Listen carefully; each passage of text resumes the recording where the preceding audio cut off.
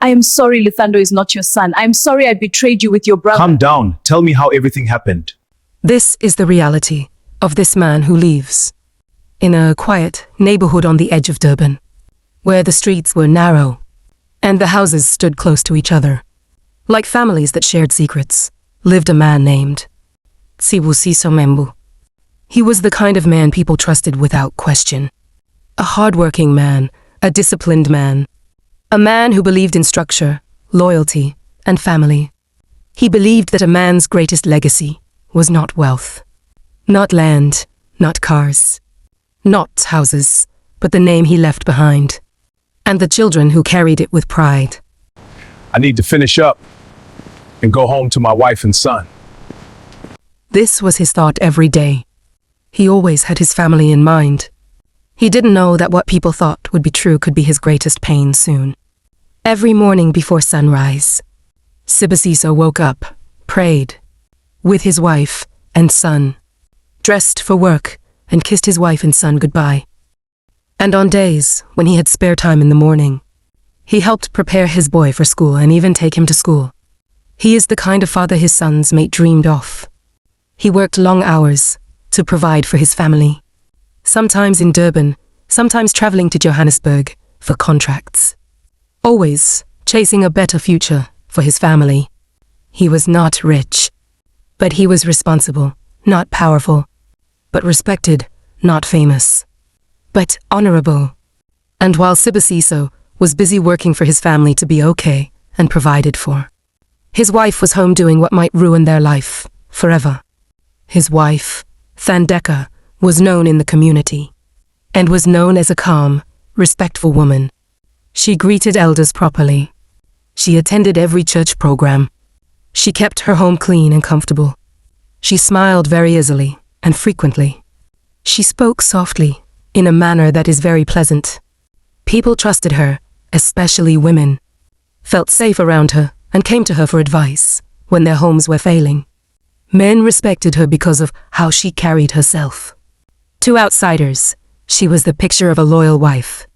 Every man used her as a reference to their wives. Their son, Luthando, was the center of Sibusiso's world. From the day the boy was born, Sibusiso loved him extremely and carried him with pride. He walked him to school, paid his school fees, took him to the clinic, stayed up at night when he was sick. He wasn't just a father. He lived like one. To the outside world, they were a normal family. Beasefu, simple, honest, stable. But stability is sometimes just silence.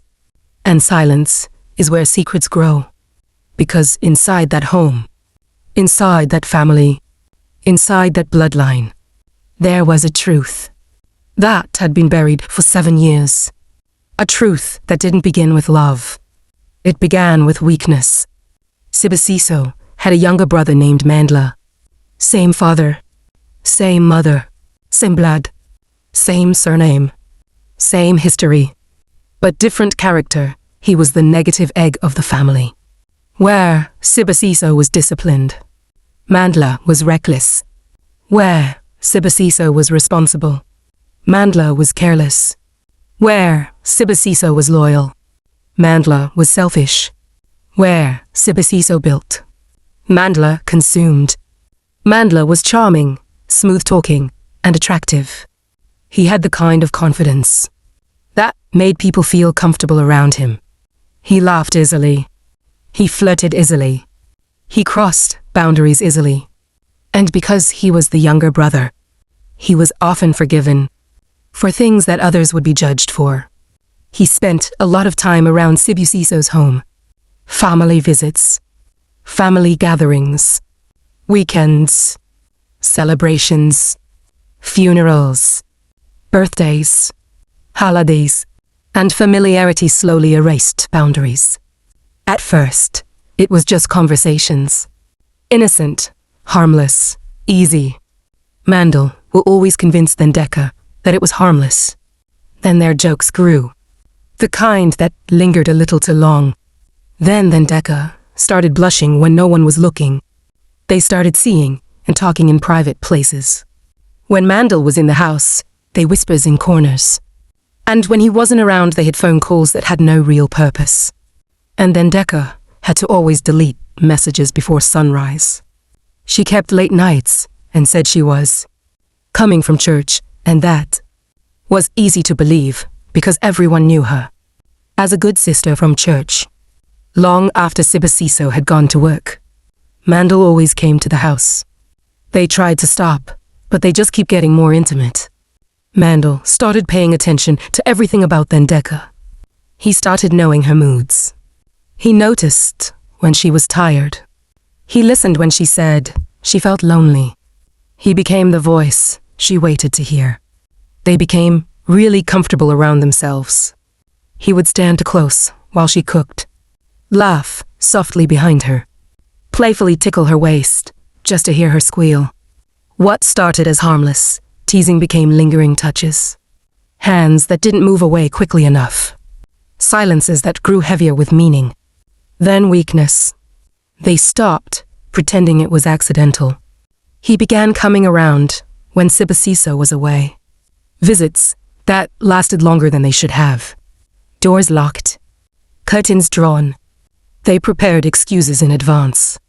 Everything moved from flirting to secret glances across rooms, to stolen moments in empty spaces, to sneaking out under the excuse of errands, meeting in quiet places where no one would see, where guilt was drowned out by desire. And somewhere in the middle of all that, it stopped being a mistake. It became a choice they kept making, until one night, the line disappeared, and Decca crossed a boundary that could never be uncrossed. She didn't plan it. She didn't imagine it. She didn't dream of it. But she allowed it. And Mandla didn't resist it. What happened once should have ended in shame. But shame turned into secrecy. Secrecy turned into routine. Routine turned into addiction. And addiction turned into 7 years of betrayal. Once, not twice, but for years. In the same family, under the same bloodline, behind the same smiles, under the same roof. 2 brothers, 1 wife, 1 secret. Decca became pregnant. When she told Sibasiso, he cried, not tears of fear, tears of joy. He lifted his hands and thanked God. He thanked his ancestors. He thanked his wife. He believed the child was his. He never questioned it. Because a loyal man does not imagine betrayal from his own blood. When the baby was born, Sibasiso named him Luthando, meaning love. And he loved that child with everything he had. He became the kind of father men write stories about. The kind of father who sacrifices. The kind of father who stays. The kind of father who shows up. The kind of father who protects. The kind of father who teaches. The kind of father who disciplines with love. The kind of father who raises a child with identity. Luthando is 5 now. For 5 years, Sibasiso raised that boy as his own flesh and blood, gave him love. 5 years of bonding, 5 years of memories, 5 years of identity, while the real father watched from a distance. He was silent, just hiding, and very comfortable. Mandla never claimed the child, never fought for him, never stood up, never spoke, because it was easier to hide than to destroy everything. It was easier to let his brother raise his son than face the consequences of truth. Only him and Decca knew about the boy. Then life changed. Mandla got married. He had a simple wedding, a simple celebration, family joy, smiles everywhere. His wife, Zanel, was kind, respectful, and loving. They tried for a child. 1 year passed. Nothing. 2 years passed. Nothing. Doctors, tests, church prayers, traditional healers, Still nothing. And desperation entered Mandla's heart. Fear entered his mind. And entitlement entered his spirit. That's when the thought came. I already have a son. I should get my son. This child is not in his house. Not in his name. Not in his care. But in his blood. And suddenly, the child he ignored became the child he wanted. Not because of love. Because of legacy. Because of fear. Because of ego.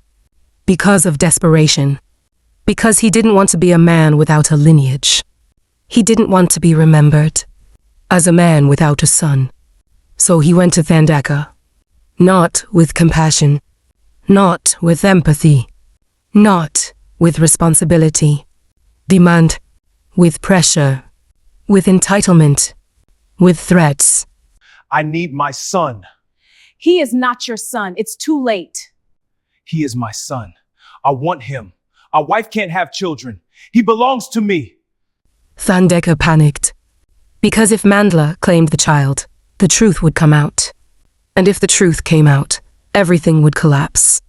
Her marriage, her reputation, her identity, her son's stability, family, her life. At the same time, Sibasiso started noticing changes. Strange tension between Thandeka and Mandel. The strange silence. The family whispers. The awkward behavior. Coldness in conversations. Looks that lasted too long. Words that were not said. And he wondered what could be the issue. One day, at a family gathering, people were outside drinking. Everybody was joyous. Sibasiso was looking at Luthando, smiling proudly at him. Then, a lady from the family approached him. She had been observing everything that had been happening for the past 7 years. She looked at Sibasiso and said, "Wow, your boy has grown so much." Sibasiso's face lit up. "Yes," he said happily. "I'm so grateful for him. I love him so much. He's growing in so much wisdom." The woman laughed. Loudly. Not happily. But in a strange tone. Sibasiso looked at her, wondering, why did she laugh like that? She leaned slightly closer and said, "Agaimiemi, I think he looks more like your brother." She paused. More like there is something going on that you're not aware of. Sibasiso frowned. He could not understand what she meant. Before he could ask anything, the woman simply said, "Think about it." And she walked away. That was the moment Sibasiso started observing. The seed of doubt entered his mind. He started observing. He observed the boy's features, his traits, his habits, his behavior, and fear entered his heart. He didn't confront. He didn't accuse. He watched. He listened. Waited. Until one day, he made a decision. A decision that would destroy everything. ADN test. When the results came back, his soul broke. No biological connection. No genetic match. No blood link. And he wondered who could it be? Who's his Luthando's son? He didn't scream. He didn't fight. He went silent. The dangerous kind of silence. The silence that comes before destruction. He called a family meeting. Everyone wondered why the meeting. Both families present. Elders present. Then he spoke. "This child is not mine. I did a text, and the result shows no trace of me as his father. My wife betrayed me, and you all knew about it. And you left me in the dark. But now I am really wondering, who is the biological father?" Thandeka was confused, frustrated, ashamed. In her last thoughts, she wondered how did he suspect. Then she said to Sibasiso, "Can we talk in the room?" He said yes, and they both left for the room. I am sorry Luthando is not your son. I am sorry I betrayed you with your brother. Calm down. Tell me how everything happened. They got into the room. Thandeka started crying. She was without words. Subasiso was so calm and patiently waiting to hear what she has to say. Now then Deka opened up and said, Subasiso, I am really sorry about everything. Mandel is Luthando's father. I am sorry we betrayed. It was Mandel that came for me. And it was easy to fall for him. You were always working. But Subasiso stood up and walked back to the living room where he was. He told the rest of the family members that Mandel was Luthando's father. They didn't act surprised. That was when Subasiso knew he had been alone for 7 years. They all knew and left him in the dark. Mandel confessed, but wasn't remorseful. He was still desperate. Subasiso ended his marriage with Thandeka. Families broke. Zanel fainted. Thandeka collapsed. The family name was destroyed in one day. Andischiu. Mandla wanted the child. Blood does not make a father. Love does. You may have created him, but I raised him. How dare you? But Subasiso stood up and said, Blood does not make a father. Lavdois. You may have created him, but I raised him. Handel took the case to court. Subasiso's lawyer gave the court their detailed point. The court agreed with Subasiso and granted him full custody. The child stayed with Subasiso because fatherhood is not DNA. It is sacrifice. It is presence. It is love. It is protection. It is consistency. It is responsibility. Years later, Luthando would grow up knowing the truth. But he would also know this. The man who raised him, the man who protected him, the man who loved him, the man who sacrificed for him, was his real father. Not by blood, choice, by action, by love. Because sometimes the greatest betrayal comes from family. Sometimes the deepest wounds come from blood. Sometimes the most dangerous secrets live inside the home. And sometimes the real father is not the one who creates you, but the one who never abandons you. Thandeka. She became miserable. The whole of Durban heard her story. She couldn't get a job. She started begging. Her parents became ashamed of her. She brought shame to them. They stood far and watched her beg. On streets where she wasn't really known. That was the only way out for her. If you enjoyed this story, kindly subscribe, like, and comment on our stories. It will motivate us to bring more amazing stories to you.